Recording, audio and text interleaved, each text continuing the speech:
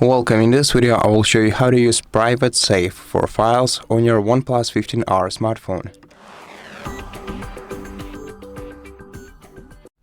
First, open settings on your device and then scroll down to security and privacy menu, and then here scroll down until you find the private save feature.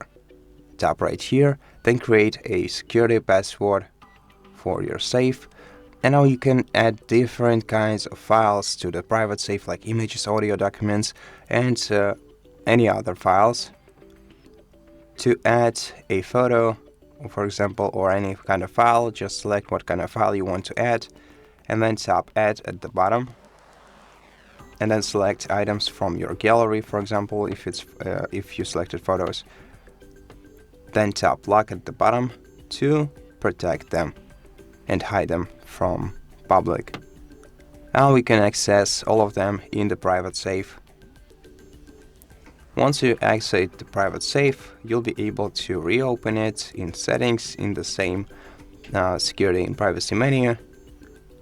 Right here, enter the password and access your hidden items. And that's how you do it. Thank you for watching this video. If you liked this, please consider subscribing to our channel, leave us a like and a comment below, and I'll see you in the next one.